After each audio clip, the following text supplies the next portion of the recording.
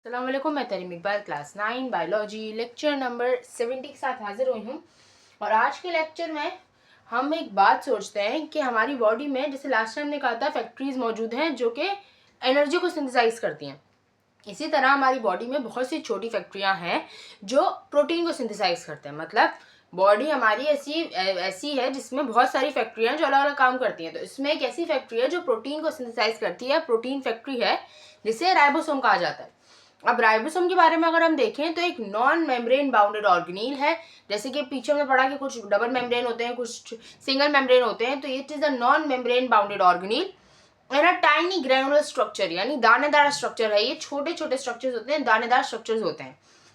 इसकी लोकेशन की तरफ हम आए तो या तो ये फ्रीली फ्लोट कर रहे होते हैं साइटोप्लाज्म के अंदर, मतलब अपनी मर्जी से जहाँ साइटोप्लाज्म के मूवमेंट की वजह से जाना चाहिए जा सकते हैं, या फिर ये एंडोप्लाज्मिक रेटिकुलम के साथ अटैच होते हैं। मतलब एंडोप्लाज्मिक रेटिकुलम हम आगे के लेक्चर्स में इंशाल्लाह पढ़ेंगे। तो उसमें हम पढ़ेंगे दो तरह के एंडोप्लाज्मिक रेटिकुलम होते हैं, एक रफ एंडोप्लाज्मिक रेटिकुलम होता है और एक स्मूथ एंडोप्लाज्मिक रेटिकुलम होता है। तो स्मूथ का मतलब ये कि उस पर कोई अटैच नहीं होता, रफ इसलिए कहलाया जाता है क्योंकि उसके ऊपर प्रोटीन की फैक्ट्री अटैच होती है जिसे राइबोसोम कहा जाता है। तो उसकी वजह से वो रफ स्ट्रक्चर होता है। तो या तो ये एंडोप्लाज्मिक रेटिकुलम यानी ईआर के साथ अटैच होंगे या फिर ये फ्रीली फ्लोट करेंगे साइटोप्लाज्म के अंदर। अब अगर इसकी हम कॉम्पोजिशन देखें तो ये 50% राइबोसोमल आरएनए होता है इसके अंदर और 50% प्रोटीन होती है इसके अंदर। दोनों इक्वल कॉम्पोजिशन में इसके अंदर पाए जाते हैं और ये दोनों मिलके हमारे पास बनाते हैं राइबोसोम। अब अगर हम उसकी तरफ आए कि इसका फंक्शन या फिर इसका स्ट्रक्चर क्या है, स्ट्रक्चर या फंक्शन क्या है, तो इसका जो पहले स्ट्रक्चर देखते हैं तो स्ट्रक्चर इसका क्या है कि दो सब यूनिट से मिलकर बनता है, एक लार्जर सब यूनिट और एक स्मॉलर सब यूनिट। ये दोनों हमेशा अटैच नहीं होते अपने साथ, बल्कि जब हमें फंक्शन की जरूरत पड़ती है, मतलब जब इनको काम करना होता है, प्रोटीन की सिंथेसिस करना होता है, तभी ये आपस में जुड़ते हैं।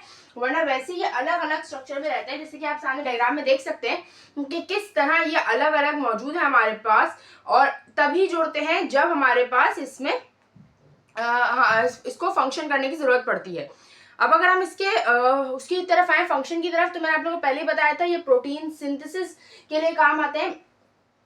प्रोटीन को सिंथेसाइज करते हैं, प्रोटीन की फैक्ट्री है। हमारी बॉडी में जितनी प्रोटीन है वो इस राइबोसोम ही बनाता है। राइबोसोम से हमारी बॉडी की प्रोटीन बनती है, प्रोटीन सिंथेसिस में हेल्प करता है।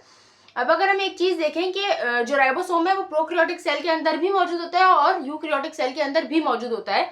फर्क कहाँ आता है, जो प्रोकैरियोटिक राइबोसोम होता है वो 70S स्ट्रिकबर्ग होता है, स्वेटबर्ग यूनिट होता है, SWEDBERG स्वेटबर्ग यूनिट होता है, जिससे हम राइबोसोम का साइज देखते हैं, सेडिमेंटेशन रेट देखते हैं। तो जो प्रोकैरियोटिक राइबोसोम होता है उसका 70S साइज होता है या 70S स्वेटबर्ग यूनिट होता है, जबकि जो यूकैरियोटिक राइबोसोम होता है उसके हमारे पास 80S स्वेटबर्ग यूनिट होता है, यानी 80S होता है। जो प्रोकैरियोटिक राइबोसोम होता है उसके जो दो सब यूनिट्स होते हैं, जो लार्जर होता है वो 50S होता है और जो स्मॉलर होता है वो 30S होता है।